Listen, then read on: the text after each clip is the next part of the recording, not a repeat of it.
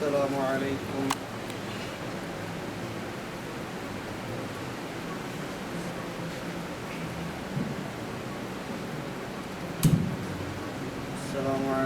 ورحمة الله وبركاته. الحمد لله رب العالمين والصلاة والسلام على أشرف المرسلين وعلى آله وصحبه أجمعين. رب اشرح لي صدري ويسر لي أمري واحلل عقدة من لساني يفقهوا قولي. أعوذ بالله من الشيطان الرجيم. بسم الله الرحمن الرحيم. هو الذي أرسل رسوله بالهدى ودين الحق ليظهره على الدين كله ولو كره المشركون.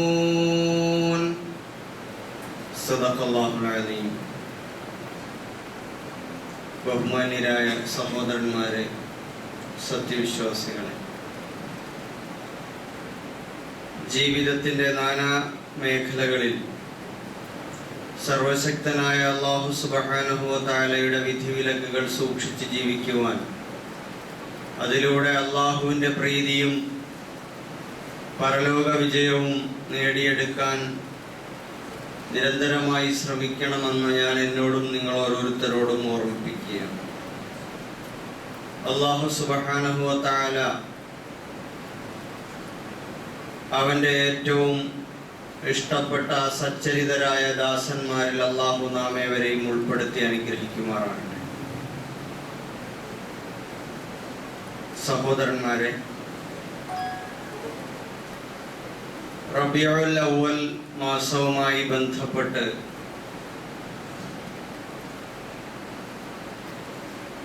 ലോകം പ്രവാചകനെ ചർച്ച ചെയ്തുകൊണ്ടിരിക്കുകയാണ്.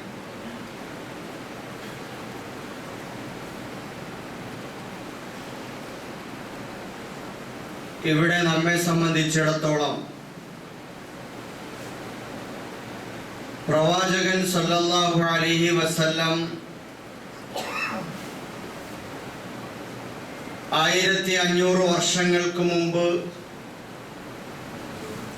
ജനിച്ച് 40 വയസ്സെത്തിയപ്പോൾ അല്ലാഹു തആല നുബുവത്ത് നൽകി പ്രവാചകനായി തെരഞ്ഞെടുത്തു. അതിനുശേഷം ദീർഘമായ 23 വർഷം അല്ലാഹു ഏൽപ്പിച്ച വിശുദ്ധ ഖുർആനിന്റെ അടിസ്ഥാനത്തിലുള്ള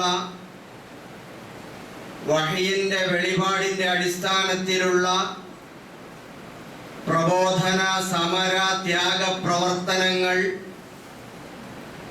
നടത്തുകയും 23 വർഷം കൊണ്ട് ഒരു മാതൃകാ സമൂഹത്തെ ലോകത്തിന് സംഭാവന ചെയ്യുകയും ചെയ്തുകൊണ്ട് ഈ ലോകത്തോട് വിട പറഞ്ഞു പോയി.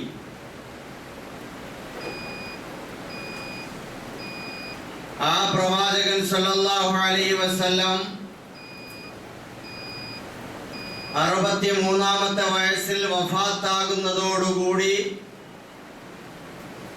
ലോകത്ത് അല്ലാഹു സുബ്ഹാനഹു വ തആല നടത്തിപ്പോന്ന അവന്റെ ഒരു പ്രവാചക നിയോഗം എന്ന് പറയുന്ന ഒരു സംവിധാനത്തിന് സമാപ്തി കുറിക്കുകയും ചെയ്തു. ഇനിയൊരു പ്രവാചകൻ വരാനേ ഇല്ല. ആ പ്രവാചകന് ശേഷം പിന്നീട് ഇങ്ങോട്ട് 1400 ശിഷ്ടം വർഷങ്ങൾ പിന്നിട്ടിരിക്കുന്നു. ഇനി അന്ത്യനാൾ വരെ എത്ര നാളുകൾ ഉണ്ടാകുമെന്ന്, വർഷങ്ങൾ ഉണ്ടാകുമെന്ന് അല്ലാഹുവിന് മാത്രമേ അറിയൂ. ഓരോ സമൂഹത്തിലേക്കും പ്രവാചകന്മാരെ നിയോഗിക്കുക എന്നത് അല്ലാഹുവിന്റെ നടപടിക്രമമാണ്. നബി സല്ലല്ലാഹു അലൈഹി വസല്ലമയ്ക്ക് ശേഷം ഇനി ഒരു പ്രവാചകൻ വരാനില്ല. അല്ലാഹു തആല പറഞ്ഞതാകട്ടെ വ ഇമ്മിൻ ഉമ്മത്തിൻ ഇല്ലാ ഖലാ ഫീഹാ നദീർ. പ്രവാചകനെ, മുന്നറിയിപ്പുകാരനെ, ദൂതനെ നിയോഗിക്കാതെ ഒരു സമൂഹത്തെയും അല്ലാഹു തആല ഒഴിവാക്കിയിട്ടില്ല എന്നാണ്.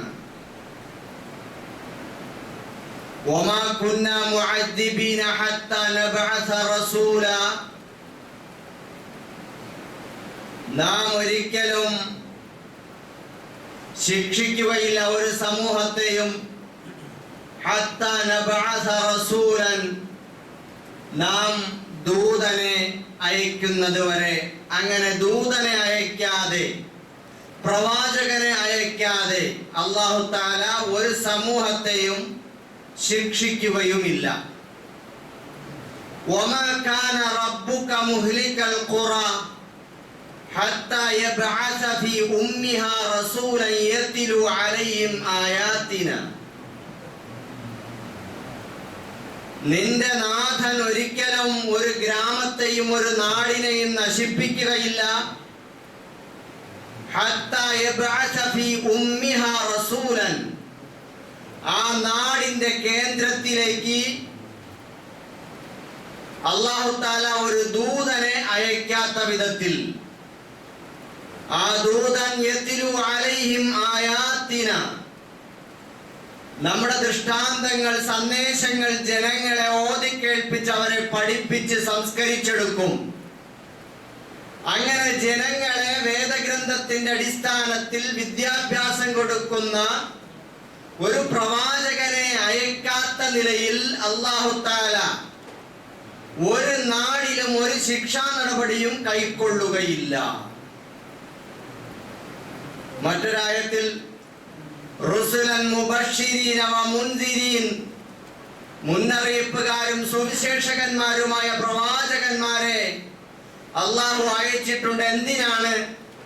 ലിഅല്ലാ യകൂന ലിന്നാസി അലല്ലാഹി ഹുജ്ജതൻ ബഅദ റുസുൽ.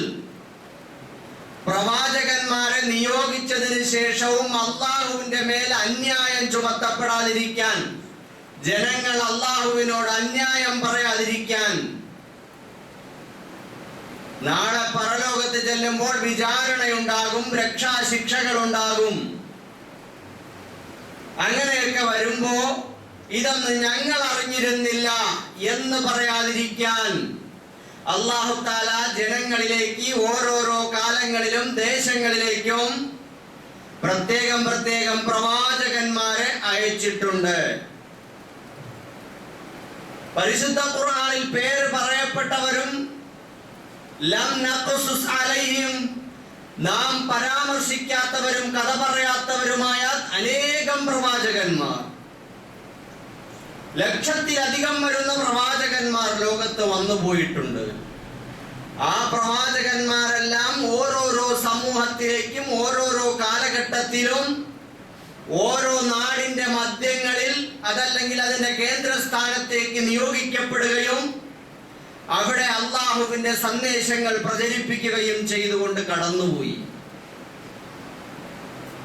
അങ്ങനെ ഏതെങ്കിലും രൂപത്തിൽ ആളുകളിലേക്ക് പ്രവാചകന്മാരിലൂടെ വേദഗ്രന്ഥത്തിലൂടെ പകർന്നു കിട്ടുന്ന അറിവുകളും ബോധങ്ങളും ഉണ്ടാവാതെ അല്ലാഹു തആല മനുഷ്യരെ നാളെ പരലോകത്ത് പിടിച്ച് ശിക്ഷിക്കുകയില്ല. സൂറത്തുൽ മുൽക്കിൽ കാണാം, കുല്ലമാ ഉൽഖിയ ഫീഹാ ഫൗജ് സഅലഹും ഖസനതുഹാ അലം യഅതികും നദീർ. ഓരോ സംഘത്തെയും അവിടെ നരകത്തിലേക്ക് എറിയാൻ വേണ്ടി കൊണ്ടുവരുമ്പോ, വിചാരണ കഴിഞ്ഞ് ശിക്ഷ വിധിച്ച് ഇനി അവർക്ക് നരകമാണ് എന്ന് വിധി എഴുതി കഴിയുമ്പോ എല്ലാ കടമ്പകളും എല്ലാ സ്റ്റേഷനുകളും കടന്നാണ് വന്നിട്ടുള്ളത്. അപ്പോഴും നരകത്തിന്റെ പാറാവുകാരുടെ വക ഒരു ചോദ്യമുണ്ട്, അലം യഅതികും നദീർ, മുന്നറിയിപ്പുകാരും വന്നിട്ടുണ്ടായിരുന്നല്ലോ അല്ലേ? ഇതൊക്കെ പറഞ്ഞു തന്നിട്ടുണ്ടായിരുന്നല്ലോ. അള്ളാഹുവിന്റെ ഏകത്വം, പടച്ചവന്റെ ഏകത്വം, പരലോകം, ഇവിടുത്തെ വിചാരണ, പ്രവാചകന്റെ സന്ദേശം, ഇതൊക്കെ മനസ്സിലായിട്ടുണ്ടായിരുന്നല്ലോ അല്ലെ? പറഞ്ഞിരുന്നല്ലോ അല്ലെ? ആള് വന്നിട്ടുണ്ടല്ലോ. ഖാലു ബല, അവര് പറയും അതെ അതെ. ഖദ് ജാഅനാ നദീർ, ഞങ്ങൾക്ക് മുന്നറിയിപ്പുകാരൻ വന്നിട്ടുണ്ടായിരുന്നു. ഫകദ്ദബനാ വഖുൽനാ മാ നസ്സലല്ലാഹു മിൻ ഷൈ ഇൻ അൻതും ഇല്ലാ ഫീ ളലാലിൻ കബീർ. ഇതൊന്നും പടച്ചോ ഇറക്കിയതൊന്നുമല്ല, ഇങ്ങനൊരു സംഭവം അല്ലാഹു അവതരിപ്പിച്ചിട്ടില്ല. നിങ്ങൾ വെറുതെ കളവ് പറയുകയാണ്, നിങ്ങൾ വഴിതെറ്റിപ്പോയിരിക്കുന്നു, നിങ്ങൾ അബദ്ധം പറയുകയാണ് എന്നൊക്കെ പറഞ്ഞ് തള്ളിക്കളഞ്ഞവൻ. അപ്പൊ അങ്ങനെയുള്ള സമൂഹത്തെയാണ് അല്ലാഹു സുബ്ഹാനഹു വ തആല നരകത്തിലേക്ക് തള്ളുന്നത്. എന്ന് പറഞ്ഞാൽ അല്ലാഹു സുബ്ഹാനഹു വ തആല അവന്റെ ന്യായം പൂർത്തിയാക്കിയിട്ടാണ് പരലോകത്ത് വിചാരണ വെച്ചിട്ടുള്ളത്. അവിടെ അതിഭീകരമായ നരകവും അതിസുന്ദരമായ സുഖസമൃദ്ധിയുടെ സ്വർഗവും ഒരുക്കിയിട്ടുള്ളത്. മനുഷ്യന് ഇതെല്ലാം മനസ്സിലാക്കാനുള്ള ബുദ്ധിയും ബോധവും വിവേകവും നൽകിയിട്ടുണ്ട്. പ്രവാചകൻ വരുന്നു, വേദഗ്രന്ഥം വരുന്നു, അത് പഠിപ്പിക്കുന്ന പ്രക്രിയകൾ ഉണ്ടാകുന്നു. മനുഷ്യനെ സ്വമേധയാ ചിന്തിക്കാനുള്ള അവസരങ്ങൾ കൊടുക്കുന്നു. അവന്റെ ആന്തരികമായ ബോധം അതിനനുസരിച്ച് അല്ലാഹു തആല സംവിധാനിച്ചിരിക്കുന്നു. പ്രകൃതിയാ തന്നെ പടച്ചവനെ പറ്റി ചിന്തിക്കാൻ, നന്മയ്ക്ക് അനുകൂലമായി ചിന്തിക്കാൻ, നന്മയുടെ, നീതിയുടെ, സത്യത്തിന്റെ, ശരിയുടെ, ന്യായത്തിന്റെ, അതിനോട് പക്ഷം പിടിക്കുന്ന ഒരു മനോഭാവമാണ് അല്ലാഹു തആല മനുഷ്യന് കൊടുത്തിട്ടുള്ളത്. വനഫ്സിൻ വമാ സവ്വാഹ ഫഅൽഹമഹാ ഫുജൂറഹ വതഖ്വാ ഖദ് അഫ്ലഹ മൻ സക്ക. മനുഷ്യനെ, അവന്റെ മനസ്സിനെയും അതിനെ അന്യൂനമാക്കി സൃഷ്ടിച്ച സംവിധാനത്തെയും തന്നെ സത്യം. അവന് നന്മ തിന്മകൾ അവൻ ബോധനം ചെയ്തിരിക്കുന്നു. ഒരു മനുഷ്യന്റെ പ്രകൃതിയാ, ശുദ്ധ പ്രകൃതിയിലുള്ള ഒരു മനുഷ്യന് നന്മ തിന്മകളെ കുറിച്ചുള്ള ഒരു ബോധമുണ്ട്. അതുകൊണ്ടാണ് ഈ പ്രവാചകന്മാരെ വരുമ്പോൾ ഖുർആനിനെ അല്ലാഹു എന്ത് പറഞ്ഞു? ഇന്നാ നഹ്നു നസ്സൽന ദിക്റ, ഖുർആനിനെ ദിക്ർ എന്ന് പറഞ്ഞു. ദിക്ർ എന്ന് വെച്ചാൽ എന്താ? സ്മരിക്കുക, ഓർമ്മപ്പെടുത്തുക. ഓർമ്മപ്പെടുത്തുന്നതാണ് ഖുർആൻ. ഓർമ്മപ്പെടുത്തുക എന്ന് പറഞ്ഞാൽ എന്താ? ഒരാൾക്ക് മുന്നറിവുള്ള ഒരു കാര്യത്തെ മാത്രമേ അശ്രദ്ധമാകുമ്പോൾ രണ്ടാമത് തട്ടി ഉണർത്തി പറയലാണ് ഓർമ്മിപ്പിക്കൽ. മുന്നറിവുള്ള ഒരു കാര്യം അതിനെ അയാൾ വിസ്മൃതിയിലേക്ക് പോകുമ്പോൾ ഉണർത്തുന്നതിനാണ് ഓർമ്മപ്പെടുത്തുക എന്ന് പറയുന്നത്. അപ്പൊ മനുഷ്യന്റെ പ്രകൃതിപരമായ മനസ്സ്, അതിന്റെ ഉള്ളിൽ ഈ നന്മയും നീതിയും ദൈവബോധവും ഇതെല്ലാം ഉള്ളടങ്ങിയിട്ടുണ്ട്. അതുകൊണ്ടാണ് ഖുർആനിനെ അദ്ദിക്ർ എന്ന് പറയുന്നത്. പ്രവാചകനെ ഇന്നമാ അൻത മുദക്കിർ ലസ്ത അലൈഹിം ബിമുസൈത്തിർ, നീ അടിച്ചേൽപ്പിക്കുന്നവനല്ല, പുതുതായി ഒന്ന് കുത്തിച്ചെലുത്തുന്നവനല്ല, പ്രകൃതി വിരുദ്ധമായ ഒരു പുതിയ ആശയത്തെ കൊണ്ടുവന്ന് കുത്തിച്ചെലുത്തുകയോ അടിച്ചേൽപ്പിക്കുകയോ ചെയ്യുന്നവനല്ല, മറിച്ച് ഓർമ്മിപ്പിക്കുന്നവൻ മാത്രമാണ്. അപ്പൊ മനുഷ്യന്റെ പ്രകൃതിപരമായി തന്നെ അവനിൽ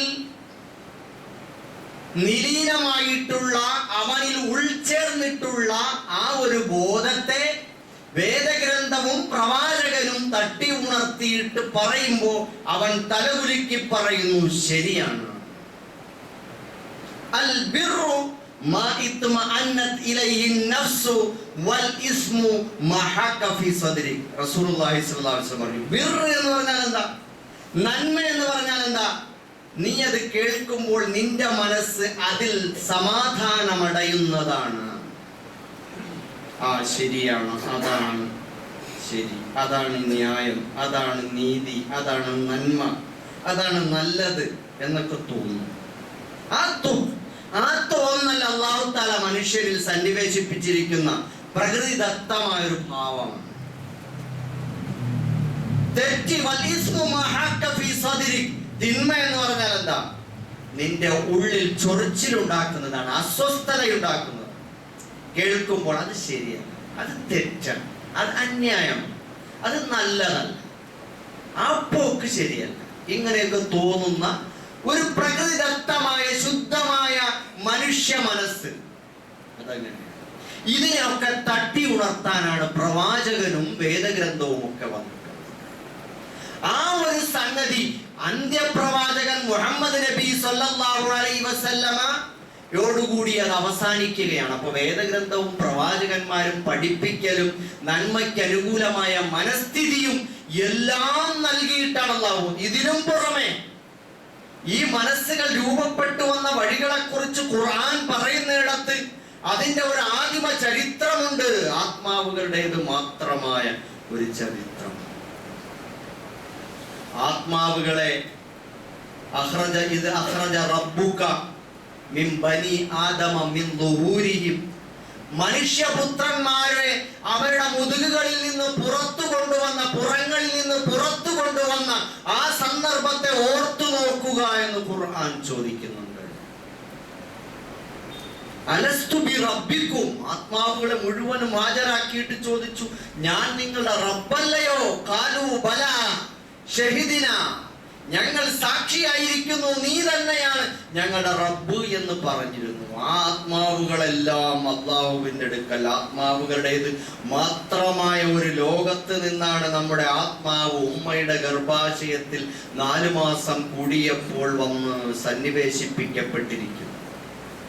അപ്പൊ ആ ആത്മാവ് പണ്ട് പടച്ചവന്റെ റുബൂബിയത്തിനെ, അവന്റെ രക്ഷകർത്തൃത്വത്തെ അംഗീകരിച്ചു. ആ അംഗീകാരമുള്ള ഒരു മനസ്സാണ്, ആ മനസ്സാണ് ഇങ്ങോട്ട് കടന്നു വരുന്നത്.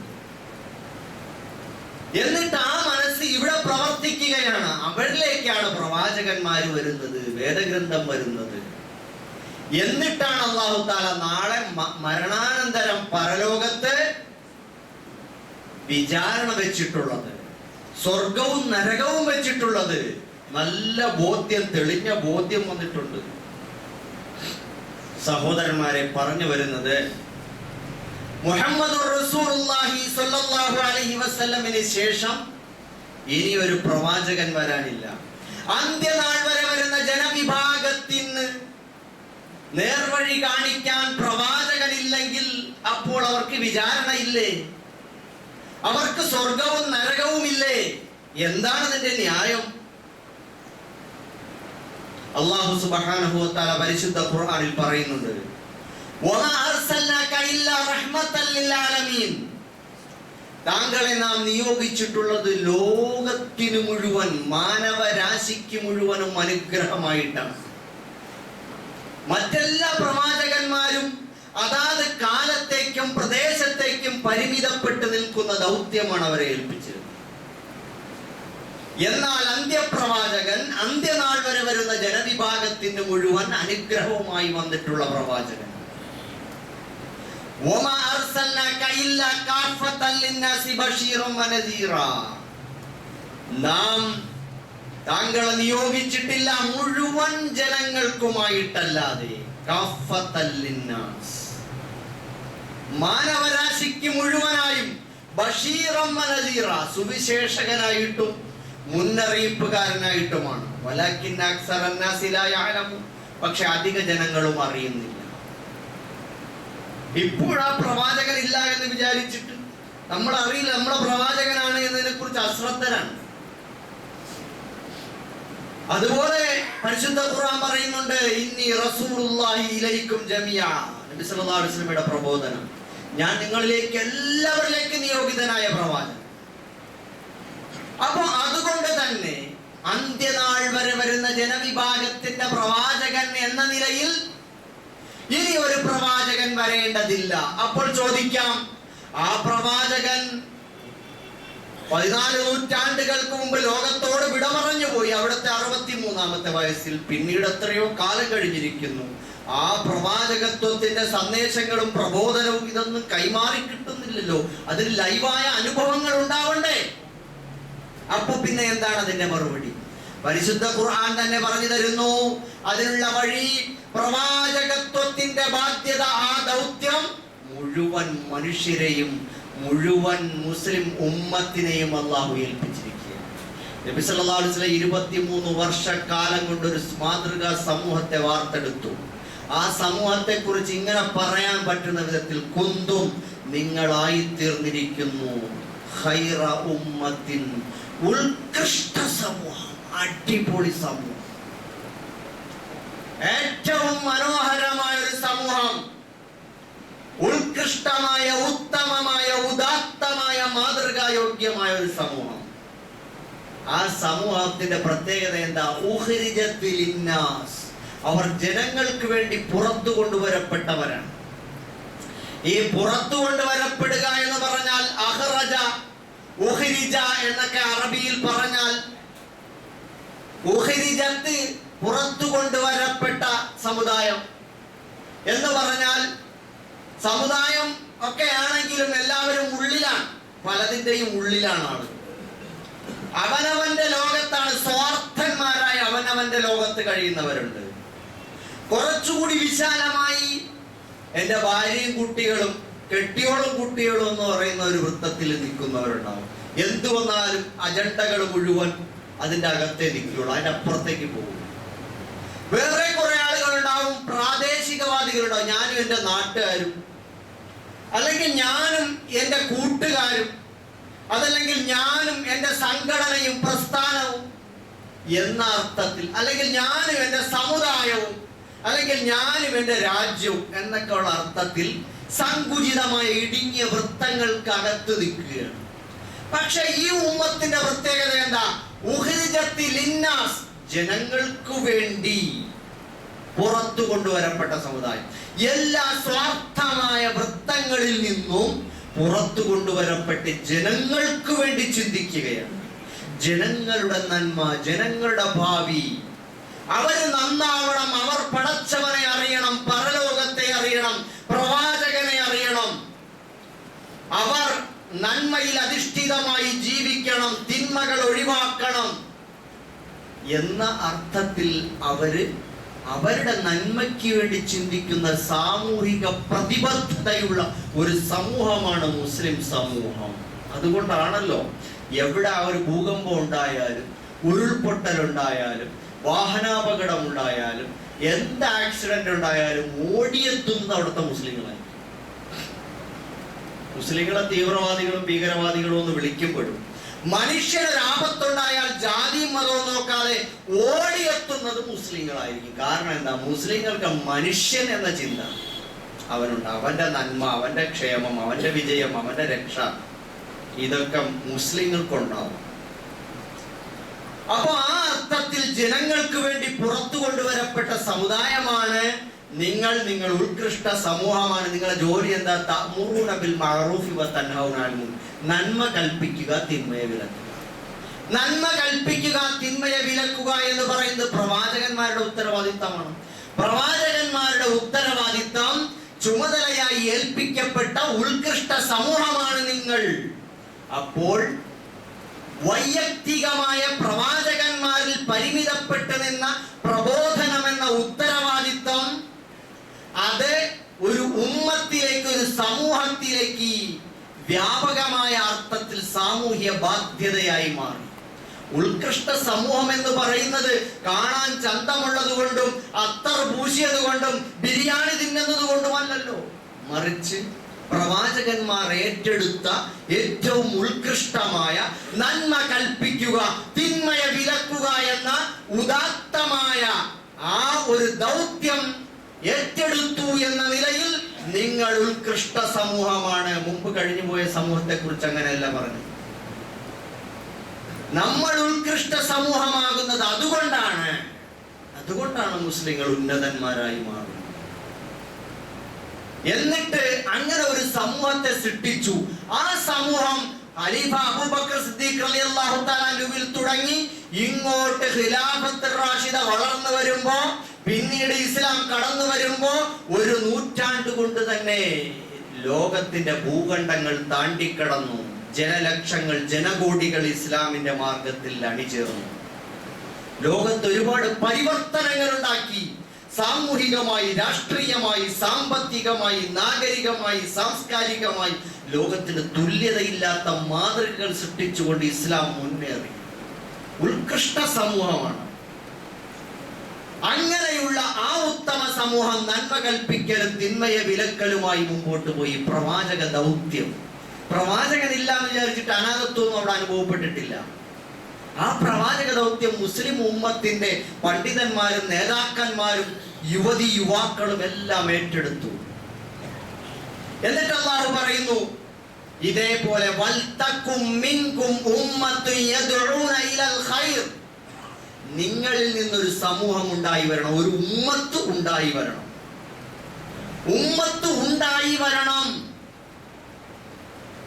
അവരുടെ പണി എന്താ? അവർ നന്മയിലേക്ക് കൽപ്പിക്കുന്ന, നന്മ കൽപ്പിക്കുന്ന, തിന്മയെ വിലക്കുന്ന ആജ്ഞാശക്തിയുള്ള ഒരു ഉമ്മത്ത് നിങ്ങളിൽ നിന്നുണ്ടായി വരണം. അങ്ങനെയുള്ള ഒരു ഉമ്മത്ത് നമ്മളിൽ നിന്നുണ്ടായി വരണം. ഏതുപോലെ അല്ലാഹുവിന്റെ റസൂൽ സ്വല്ലല്ലാഹു അലൈഹി വസല്ലം മാതൃകായോഗ്യമായ ഒരു ഖൈർ ഉമ്മത്തിനെ സൃഷ്ടിച്ച് ലോകത്തിന് സംഭാവന ചെയ്തു.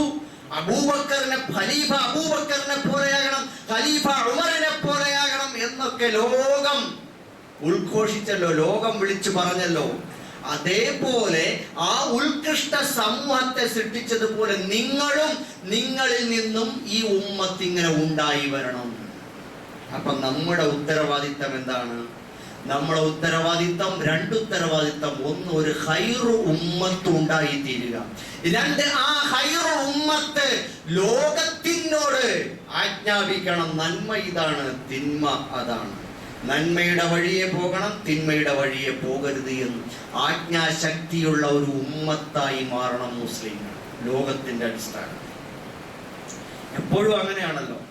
നല്ല സാമ്പത്തിക ശേഷിയും വികസനവും അതേപോലെ തന്നെ നാഗരികതയും സംസ്കാരവും സാമ്പത്തിക ശേഷിയും ഒക്കെയുള്ള രാഷ്ട്രങ്ങളാണ് മേൽക്കൈ നേടുന്നത്. അവർ പറയും പോലെ കേൾക്കും. ഒരു നാട്ടിൽ ഏറ്റവും നല്ല സ്വഭാവമുള്ള, സാമ്പത്തിക ശേഷിയുള്ള, ആരോഗ്യമുള്ള, വിദ്യാഭ്യാസമുള്ള ഒരാൾ, അയാൾ അവിടുത്തെ റോൾ മോഡലായിരിക്കും. അയാൾ നന്മ ചെയ്താലും തിന്മ ചെയ്താലും ഒക്കെ അതിനായിരിക്കും ആളുകൾ പിന്തുടരുക. അത് കലയിലും സാഹിത്യത്തിലും അതേപോലെ തന്നെ പ്രസ്ഥാനങ്ങളിലും ഏത് സ്ഥലത്തും ഉയർന്നു നിൽക്കുന്ന, സാമ്പത്തിക ശേഷിയുള്ള, അധികാരമുള്ള, ശക്തിയുള്ള, സൗന്ദര്യമുള്ള അങ്ങനെയൊക്കെയുള്ള ആളുകളായിരിക്കും അവരെ പിന്തുടരുക. ഇന്ന് ലോകരാഷ്ട്രങ്ങൾ അമേരിക്കയുടെ ചുവട്ടിലാകാൻ കാരണം എന്താ? അമേരിക്കയുടെ കയ്യിലാണ് ആയുധമുള്ളത്, അമേരിക്കയുടെ കയ്യിലാണ് സമ്പത്തുള്ളത്, അമേരിക്കയുടെ കയ്യിലാണ് അധികാരമുള്ളത്. അതുകൊണ്ട് എല്ലാവരും ചൊൽപ്പടിക്ക് കീഴിൽ നിൽക്കുകയാണ്. ഗസയിലെ, ഫലസ്തീനിലെ മുസ്ലിം സഹോദരങ്ങളെ കൊന്നൊടുക്കിക്കൊണ്ടിരിക്കുക. എത്രത്തോളം അറബ് രാഷ്ട്രങ്ങളിൽ പോലും ഖത്തറിന്റെ അങ്ങേയറ്റം ഉള്ളറകളിൽ കയറിയിട്ട് ആക്രമണങ്ങൾ നടത്തി അവരുടെ പരമാധികാരത്തെ ചോദ്യം ചെയ്യുമ്പോൾ പോലും വിറങ്ങലിച്ചു നിൽക്കുകയാണ് അറബ് രാഷ്ട്രങ്ങൾ. അമേരിക്കയുടെ വമ്പൻ സൈനിക നിരകൾ, വ്യൂഹങ്ങൾ ഓരോ സ്ഥലത്തും അറബ് രാജ്യങ്ങളിൽ ഇങ്ങനെ നങ്കൂരമടിച്ച് കിടക്കുകയാണ്. ആ രാജ്യത്തെ അവർക്ക് എവിടെയാണോ വേണ്ടത് അനങ്ങിപ്പോവരുത്, മിണ്ടിപ്പോവരുത്. നമ്മളെ പണി എന്താ? നമ്മളെ കൊച്ചു കൊച്ചു സംഘടനകളായാലും വലിയ വലിയ നേതാക്കന്മാരായാലും രാഷ്ട്രങ്ങളായാലും ശത്രുവിനെ സുഖിപ്പിക്കാൻ കയ്യിൽ പണം ഉണ്ടെങ്കിൽ നല്ല ഒരു വിമാനം ഉണ്ടാക്കി കൊടുക്കുക, അവൻ അങ്ങേയറ്റം സുഖിക്കുക, അവൻ അതിനെ ഏറ്റവും നല്ല നിലയിൽ പരിശോധിച്ച് വേറെ ചതിയൊന്നുമില്ല എന്ന് ഉറപ്പുവരുത്തിയിട്ട് തീരുമാനിക്കുക. വൈറ്റ് ഹൗസിൽ നിന്ന് സ്വീകരിക്കാൻ തീരുമാനിച്ചിരിക്കുന്നു. ഇത് തന്നെയാണ് ചെറിയ ആളുകളും മറ്റുള്ളവരോട് അവന്റെ മുമ്പിൽ ഓച്ചാനിച്ച് നിൽക്കുകയാണ്, കീഴ്പ്പെട്ട് നിൽക്കുകയാണ്. അല്ലാഹു തആല പറഞ്ഞ എന്താ? ലാ തഹീനു വലാ തഹ്സനു വഅൻതുമുൽ അഅലൗന ഇൻ കുന്തും മുഅ്മിനീൻ. നിങ്ങൾ ദുഃഖിക്കണ്ട, വ്യസനിക്കണ്ട, ഭയപ്പെടണ്ട, മനസ്സ് തകർന്നു പോകണ്ട. നിങ്ങളാണ് ഉന്നതന്മാർ. നിങ്ങൾ എപ്പോ? മുഅ്മിനീങ്ങളാണെങ്കിൽ. ഇത് ഇസ്ലാം പറഞ്ഞ മൂല്യങ്ങളെല്ലാം കാറ്റിൽ പറത്തി ശത്രുക്കളുമായി ചങ്ങാത്തമുണ്ടാക്കി അവരുമായിട്ട് കൈകോർത്ത് ഇടപാടുകൾ നടത്തി നയതന്ത്ര ബന്ധങ്ങൾ ഉണ്ടാക്കി വമ്പിച്ച ബാധ്യതകൾ ഉണ്ടാക്കി വെച്ചു. എന്നിട്ട് അവന്റെ അടിമയാക്കി അവൻ വെച്ചു. അവന്റെ വാല് അവന്റെ അമ്മിക്കടിയിലാക്കി വെച്ചിട്ട് മിണ്ടരുത് എന്ന് പറയുമ്പോ മിണ്ടാൻ കഴിയൂല. സഹോദരന്മാരെ, അറബ് രാജ്യങ്ങൾ ഒന്നിച്ച ആളുകൾ പറയുമ്പോൾ ഒന്നിച്ച് മൂത്രമൊഴിച്ച ഒലിച്ചു പോകുന്ന ആളുകളെ ഇവിടെ ഉള്ളൂ. പക്ഷെ സ്വന്തം സഹോദരങ്ങൾ പട്ടിണി കിടന്ന് മരിച്ചുകൊണ്ടിരിക്കും. അവരെ കൊന്നൊടുക്കുകയാണ്. ലോകത്ത് മനുഷ്യൻ തിന്മ എന്ന് പറയുന്ന എന്തെങ്കിലും ഒന്നിൽ വിശ്വസിക്കുന്നുണ്ടെങ്കിൽ അത് ഈ റൊസയിൽ നടക്കുന്ന പിഞ്ചു കുഞ്ഞുങ്ങളെയും നിരപരാധികളായ സ്ത്രീകളെയും പുരുഷന്മാരെയും നിഷ്കരുണം പട്ടിണിക്കിട്ട് കൊല്ലാക്കൊല ചെയ്തുകൊണ്ടിരിക്കും. കുട്ടികളുടെ കൈയറ്റു പോവുക, തലയറ്റു പോവുക, ശരീരങ്ങളിൽ നിന്ന് ചോര വാർന്നൊലിക്കുക. തിന്നാൻ വേണ്ടി ദിവസങ്ങളോളം കാത്തിരുന്ന് കിട്ടിയ ഒരു റൊട്ടി കഷ്ണവുമായി ഓടിപ്പാഞ്ഞു വന്ന് പിടിച്ച് കടിച്ച് തിന്നാൻ നോക്കുമ്പോ ഹെലികോപ്റ്ററിൽ നിന്ന് ബോംബ് വർഷിച്ചു കൊടുക്കുക. എന്ത് ഭീകരമാണത്! മനുഷ്യ മനസ്സാക്ഷി മരവിച്ചു പോകുന്നു. ഭീകര രംഗങ്ങൾ ഉണ്ടായിട്ടും ഞെട്ടാത്തവരുണ്ടോ? കത്തായിബുൽ ഖസ്സാമിന്റെ കഴിഞ്ഞ ദിവസത്തെ അവരുടെ ഫേസ്ബുക്ക് പോസ്റ്റിൽ അവർ ആവശ്യപ്പെടുന്നുണ്ട്. നിങ്ങൾ ഇന്നലെ ദിവസത്തോട് പറഞ്ഞത്, ഇന്നലെയാണ്, നിങ്ങൾ വ്യാഴാഴ്ച രാത്രിയിൽ നിങ്ങൾ പാതിരാത്രിയിൽ എഴുന്നേറ്റ് 2 റക്അത്ത് തഹജ്ജുദ് നമസ്കരിക്കണേ. എന്നിട്ട് നിങ്ങൾ കർബിന്റെ ദുആ, അള്ളാഹുവിന്റെ മഹത്വം പ്രകീർത്തിക്കുന്ന ആ പ്രയാസത്തിന്റെ ഘട്ടത്തിലോന്ന ദുആ ഓതിയിട്ട് 100 വട്ടം നിങ്ങൾ പാരായണം ചെയ്തിട്ട് നിങ്ങൾ ഞങ്ങൾക്ക് വേണ്ടി പ്രാർത്ഥിക്കണം. ശത്രുവിനെ പരാജയപ്പെടുത്താൻ, റബ്ബിന്റെ മാർഗത്തിൽ പിടിച്ചു നിൽക്കാൻ, ഞങ്ങളുടെ കുട്ടികളും നാടും ഫലസ്തീനും മസ്ജിദുൽ അക്സയും രക്ഷപ്പെടാൻ വേണ്ടി ആര് നമ്മൾ ചെയ്യും? സഹോദരന്മാരെ, ഈ അർത്ഥത്തിൽ ലോകത്ത് നന്മ കൽപ്പിക്കാൻ, തിന്മ വിലക്കാൻ ബാധ്യതപ്പെട്ട അറബ് രാജ്യങ്ങൾ നോക്കി നിൽക്കുന്നു. അവർക്കൊന്നും ചെയ്യാൻ പറ്റുന്നില്ല. ഈ കൊടിയ തിന്മ അരങ്ങേറുമ്പോ ആ തിന്മയെ അരുതട എന്ന് പറയാൻ ഒരു ഖൈറു ഉമ്മത്തായ ഒരു രാഷ്ട്രമുണ്ടെങ്കിൽ, മാതൃകാപരമായി സ്വന്തം കാലിൽ നട്ടലോടെ നിലനിൽക്കാൻ കഴിയുന്ന ഒരു രാജ്യമുണ്ടെങ്കിൽ, സാമ്പത്തിക ശേഷിയുണ്ട്, സംസ്കാരമുണ്ട്, വികസനമുണ്ട്, പുരോഗതിയുണ്ട്, സമൃദ്ധിയുണ്ട്, സമത്വമുണ്ട്, നീതിയുണ്ട്, ഇസ്ലാം വിഭാവന ചെയ്യുന്ന പ്രവാചകൻ സല്ലല്ലാഹു അലൈഹി വസല്ലം കാണിച്ചു തന്ന ഒരു മാതൃകാ സമൂഹത്തിന്റെ എല്ലാ യോഗ്യതകളുമുള്ള ഒരു രാഷ്ട്രമാണെങ്കിൽ, അവനത്ര ചെറുതാണെങ്കിലും ഏത് വലിയ ചട്ടമ്പിയോടും തുടരുതട എന്ന് പറയാൻ അവർക്ക് കഴിയും. അതാണ് തഅ്മുറൂന ബിൽ മഅറൂഫ് ലതഅഖുദന്ന അലാ യദിൽ ളാലിം.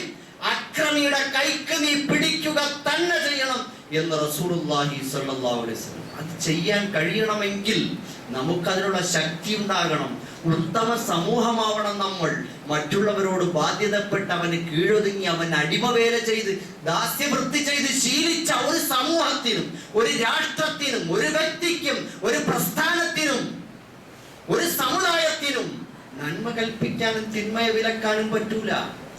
അംർ എന്ന് പറഞ്ഞാൽ കൽപ്പിക്കുക എന്നർത്ഥം. അൽ അംറു ബിൽ മഅറൂഫ്, നന്മ കൽപ്പിക്കുക. വന്നഹിയു അനിൽ മുങ്കർ, തിന്മയെ വിലക്കുക. ഈ കൽപ്പനയും വിലക്കും അധികാരവും ശക്തിയുമുള്ളവനെ പറ്റൂ.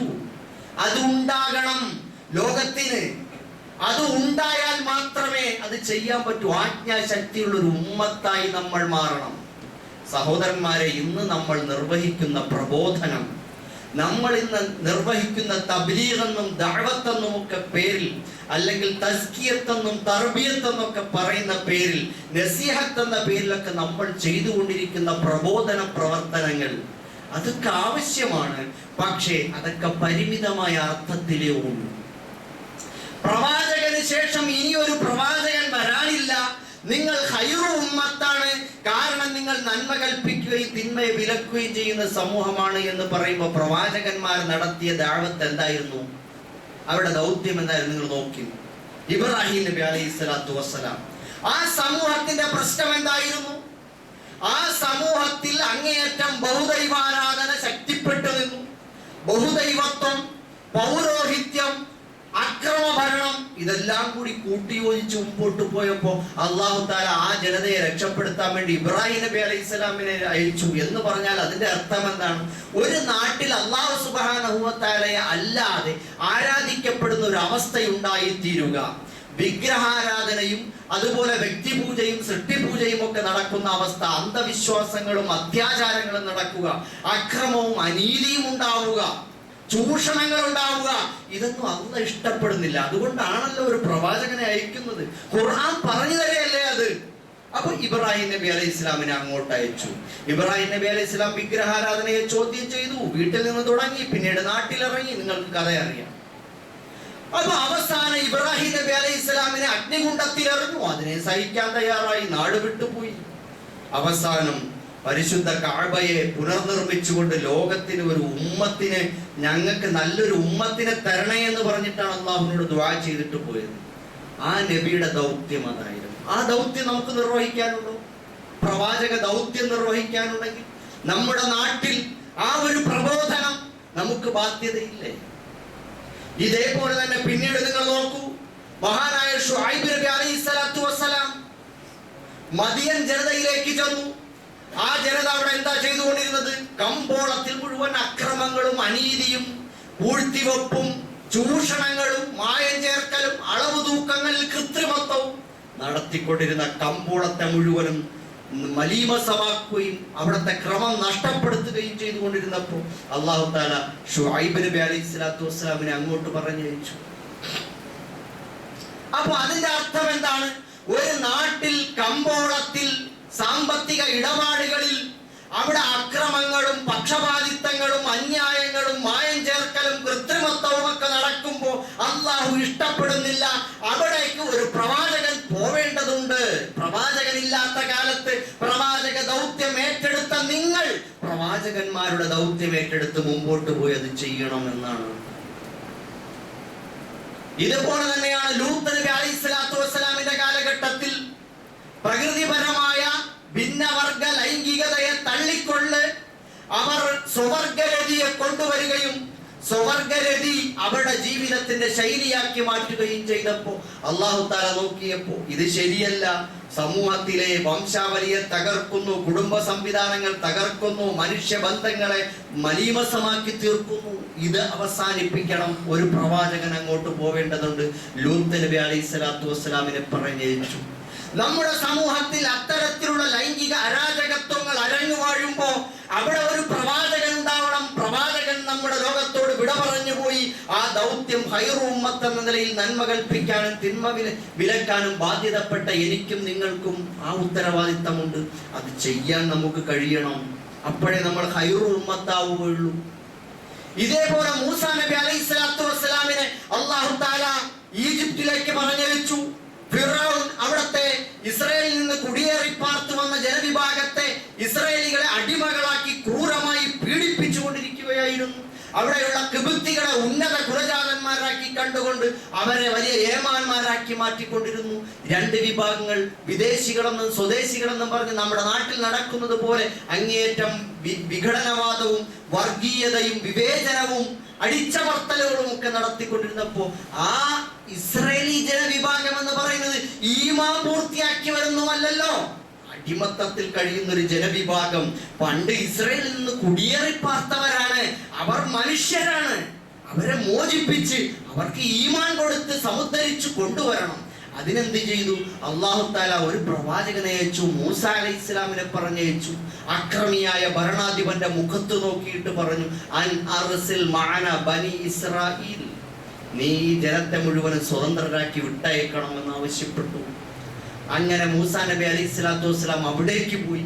ഇതേപോലെ സമാനമായ അവസ്ഥകൾ അനുഭവിക്കുന്ന നമ്മുടെ രാജ്യത്ത് ഭരണകൂട ധിക്കാരങ്ങളും ഭരണകൂട ഭീകരതകളും അരങ്ങേറുമ്പോൾ ഒരു രാജ്യത്ത് സ്വദേശികളെന്നും വിദേശികളെന്നും സവർണരെന്നും അവർണരെന്നും പറഞ്ഞ് ജനങ്ങളെ വിഘടിപ്പിച്ച് അവരെ ഭിന്നിപ്പിച്ച് ഭരിച്ച് അവിടുത്തെ രണ്ടാം വിദേശികളായി മുദ്രകുത്തപ്പെടുന്ന മുസ്ലിങ്ങളും മതന്യൂനപക്ഷങ്ങളും അക്രമങ്ങൾക്കും അനീതിക്കും അതുപോലെ പുറത്താക്കലുകൾക്കും ഒക്കെ ഇരയാക്കപ്പെട്ടുകൊണ്ടിരിക്കുമ്പോൾ അവിടേക്കൊരു പ്രവാചകൻ പോവേണ്ടതുണ്ട്. ഇന്ത്യ പോലുള്ള ഒരു രാജ്യത്ത് അങ്ങനെ ഒരു പ്രവാചകന്റെ ആവശ്യകതയുണ്ട്. പ്രവാചകത്വം അസ്തമിച്ചു പോയി. ഇനി പ്രവാചകൻ വരാനില്ല. ആ ദൗത്യം ഏറ്റെടുത്തവരാണ് നമ്മൾ ഓരോരുത്തരും. ഖൈറു ഉമ്മത്താണ് നമ്മൾ. നന്മ കൽപ്പിക്കാനും തിന്മയെ വിലക്കാനും ബാധ്യതപ്പെട്ടവർ നമ്മൾ ഓരോരുത്തരും ആ ബാധ്യത ഏറ്റെടുക്കേണ്ടവരാണ്. ആ അർത്ഥത്തിൽ ഭരണകൂടത്തിന്റെ അടിമത്തത്തിൽ നിന്ന് ജനങ്ങളെ മോചിപ്പിക്കേണ്ട ബാധ്യത നമുക്ക് ഓരോരുത്തർക്കുമുണ്ട്. സഹോദരന്മാരെ, ഇതേപോലെ അന്ത്യപ്രവാചകൻ മുഹമ്മദ് റസൂലുള്ളാഹി സ്വല്ലല്ലാഹു അലൈഹി വസല്ലം ഈ ലോകത്തോട് വന്നു. ഈ ലോകത്തേക്ക് വരുമ്പോൾ സകലമാന തിന്മകളും അരങ്ങേറുന്ന ഒരു നാടായിരുന്നു മക്ക. അവിടെ നബി സല്ലല്ലാഹു അലൈഹി വസല്ലം അവരെ ഘട്ടം ഘട്ടമായി ലാ ഇലാഹ ഇല്ലല്ലാഹ് ഉയർത്തിപ്പിടിച്ചുകൊണ്ട് അല്ലാഹുവിന് മാത്രമേ ആരാധനകളും വിധേയത്വവും അടിമത്തവും അർപ്പിക്കാവൂ എന്ന് പറഞ്ഞുകൊണ്ട് അന്തസ്സോടുകൂടി ലാ ഇലാഹ ഇല്ലല്ലാഹ് എന്ന തൗഹീദ് പഠിപ്പിച്ച് നബി സല്ലല്ലാഹു അലൈഹി വസല്ലം ഇസ്ലാം അവർക്ക് പകർന്നു കൊടുത്തുകൊണ്ട് ഉയർത്തിക്കൊണ്ടുവന്നു. അവസാനം ആ ജീവിതം പൂർത്തിയാക്കുമ്പോൾ അല്ലാഹു തആല പറഞ്ഞത് എന്താണ്? അല്ലാഹു തആല പറഞ്ഞത് الذين يتبعون الرسول الأمي الذي يجدونه مكتوبا عندهم في التوراة والإنجيل. ആരാണ് തൗറാത്തിലും ഇൻജീലിലും ഒക്കെ പരാമർശിക്കപ്പെട്ട ആ പ്രവാചകനെ പിൻപറ്റുന്നവർ? എന്നിട്ട് അല്ലാഹു തആല പരിചയപ്പെടുത്തുകയാണ് യഅ്മുറുഹും ബിൽ മഅറൂഫി വയൻഹാഹും അനിൽ മുൻകർ. ആ പ്രവാചകൻ ജനങ്ങളോട് നന്മ കൽപ്പിക്കുകയും തിന്മയെ വിലക്കുകയും ചെയ്യുന്ന പ്രവാചകൻ. വയുഹില്ലു ലഹുമുത് തയ്യിബാത്ത് വയുഹർരിമു അലൈഹിമുൽ ഖബായിസ്. അവരോട് നല്ല കാര്യങ്ങൾ അനുവദിച്ചു കൊടുക്കുകയും അവർക്ക് ചീത്ത കാര്യങ്ങൾ വിലക്കുകയും ചെയ്യുന്ന പ്രവാചകൻ.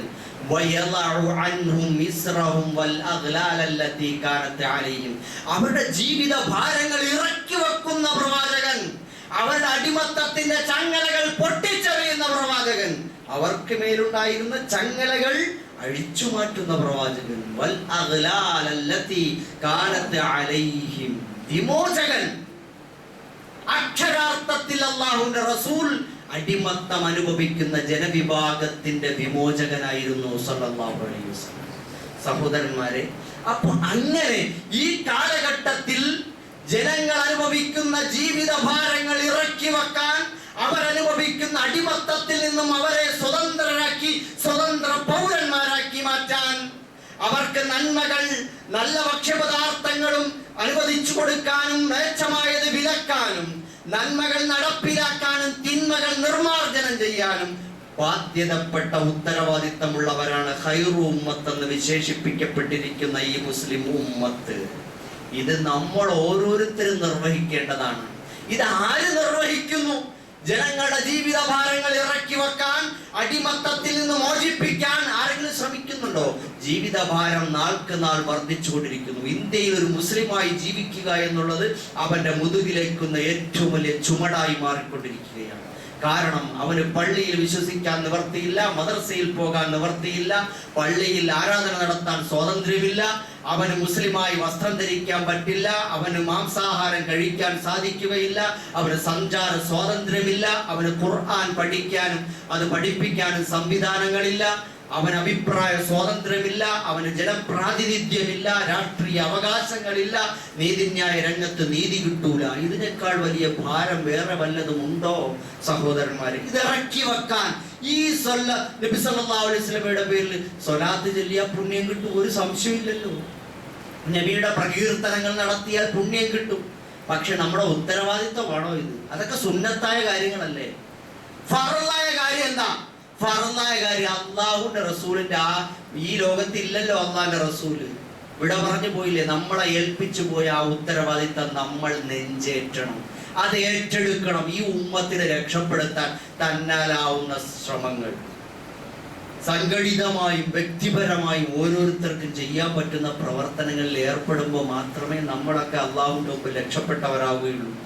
ഒരു കുട്ടി ഞാൻ മുമ്പ് സൂചിപ്പിച്ചു, ഒരു കുട്ടി ജീവനോടെ കുഴിച്ചു മൂടപ്പെട്ടിട്ടുണ്ടെങ്കിൽ, മോളെ നീ എന്തിന്റെ എന്ത് പാപത്തിന്റെ പേരിലാണ് നീ കൊല്ലപ്പെട്ടതെന്ന് അള്ളാഹ് ചോദിക്കുമെങ്കിൽ, ഈ തെരുവോരങ്ങളിൽ മരിച്ചു വീഴുന്ന, ഫലസ്തീനിലായാലും ഇന്ത്യയിലായാലും ലോകത്ത് മരിച്ചു വീഴുന്ന ഓരോ കുഞ്ഞിൽ നിന്നും അല്ലാഹ് എന്ന ഒരു ഗദ്ഗതം, ഒരു വിലാപം ഉയരുന്നുണ്ട്. അത് അല്ലാഹുവിന്റെ അർശിൽ തട്ടുന്നതാണ്. അതിനൊക്കെ ഉത്തരം പറയാതെ നമ്മളാരും രക്ഷപ്പെടുക സഹോദരന്മാരെ. പട്ടിണി കൊണ്ട്, രോഗം കൊണ്ട്, പീഡനങ്ങൾ കൊണ്ട്, അക്രമം കൊണ്ട്, അനീതി കൊണ്ട്, അന്യായം കൊണ്ട്, തടങ്കൽ കൊണ്ട് പൊറുതിമുട്ടി നിലവിളിക്കുന്ന സഹോദരങ്ങളെ മോചിപ്പിക്കാൻ അല്ലാഹുവിന്റെ റസൂലിന്റെ വഴിയിൽ ത്യാഗം ചെയ്യാതെ നമ്മളാരും അല്ലാഹുവിന്റെ റസൂലിന്റെ ചര്യ അനുധാവനം ചെയ്തതായിട്ട് പറയാൻ പറ്റൂല. അതുകൊണ്ട് ആ വഴിയിൽ നമുക്ക് ചിന്തിക്കാൻ, പ്രാർത്ഥിക്കാൻ, ഹൃദയം പൊട്ടി റബ്ബിനോട് വിലപിക്കാൻ നമുക്ക് കഴിയണം. അല്ലാഹു തആല നമുക്ക് എല്ലാവർക്കും തൗഫീഖ് നൽകി അനുഗ്രഹിക്കുമാറാകട്ടെ. റബ്ബന തഖബ്ബൽ മിന്നാ ഇന്നക അന്തസ് സമീഉൽ അലീം വതുബ് അലൈനാ ഇന്നക അന്തത് തവ്വാബുർ റഹീം. ഇന്ന് നമ്മുടെ മഹല്ലിൽ ഒരു മരണമുണ്ട്. വി കെ എം കുട്ടി സാഹിബ് അള്ളാഹുലേക്ക് യാത്രയായിരിക്കുകയാണ്. അദ്ദേഹത്തിന്റെ ജനാസ ഖബറടക്കിയിട്ടില്ല. അള്ളാഹു താല അദ്ദേഹത്തിന് എല്ലാവിധ മഗ്ഫിറത്തും മർഹമത്തും കൊടുത്ത് അനുഗ്രഹിക്കുമാറാകട്ടെ. ജന്നാത്തുൽ ഫിർദൗസ് നൽകി അനുഗ്രഹിക്കുമാറാകട്ടെ. അദ്ദേഹത്തിന്റെ കുടുംബത്തിന് പരിപൂർണമായ ക്ഷമ നൽകുമാറാകട്ടെ. നമ്മൾ ഇന്ന് മരണപ്പെട്ടു പോയ എല്ലാവർക്കും അള്ളാഹു ജന്നാത്തുൽ ഫിർദൗസ് നൽകുമാറാകട്ടെ. അള്ളാഹു താല എല്ലാവർക്കും ഉയർന്ന പ്രതിഫലം നൽകുമാറാകട്ടെ. അതുപോലെ നമ്മുടെ പള്ളിയുടെ പണി പുരോഗമിച്ചുകൊണ്ടിരിക്കുകയാണ്. പലരും സംഭാവനകൾ ഏറ്റിട്ടുണ്ട്, പലരും സംഭാവനകൾ തരാൻ ആഗ്രഹിക്കുന്നുണ്ട്. അതെല്ലാം എത്രയും പെട്ടെന്ന് ആവണം. നമുക്ക് എവിടെയും നിന്നു പോകാതെ അനവരതം അത് തുടർന്നുകൊണ്ടേയിരിക്കണം. ആ പണി പൂർത്തിയാക്കണം എത്രയും പെട്ടെന്ന്. അതുകൊണ്ട് നിങ്ങളൊക്കെ ഏറ്റിട്ടുള്ള സംഖ്യകൾ അത് എങ്ങനെ എത്രയും പെട്ടെന്ന് കൊടുക്കാമെന്ന് ആലോചിക്കണം.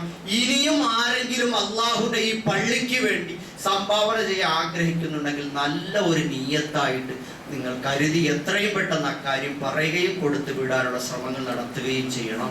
അള്ളാഹു സുബ്ഹാനഹു വ തആല നമ്മുടെ എല്ലാ സംഭാവനകളെയും കബൂലാക്കുമാറാകട്ടെ. ഖിയാമത്ത് നാൾ വരെ ജാരിയായ സദഖയിൽ അള്ളാഹു ഉൾപ്പെടുത്തി അനുഗ്രഹിക്കും. ആരെല്ലാം സഹായിക്കുന്നു അവരെ എല്ലാം അള്ളാഹു സഹായിക്കുമാറാകട്ടെ. ദുനിയാവിലും ആഖിറത്തിലും അവരുടെ എല്ലാ പ്രശ്നങ്ങളും വിഷമങ്ങളും അള്ളാഹു മാറ്റിക്കൊടുക്കട്ടെ. ദുനിയാവിൽ അനുഭവിക്കുന്ന എല്ലാ പ്രയാസങ്ങൾക്കും അള്ളാഹു അറുതി കൊടുക്കുമാറാകട്ടെ. രോഗങ്ങളിൽ നിന്ന് കാക്കുമാറാകട്ടെ. എല്ലാ പ്രയാസങ്ങളിൽ നിന്നും അള്ളാഹു സംരക്ഷിക്കുമാറാകട്ടെ. ഹലാലായ ഉദ്ദേശങ്ങൾ സഫലമാക്കുമാറാകട്ടെ.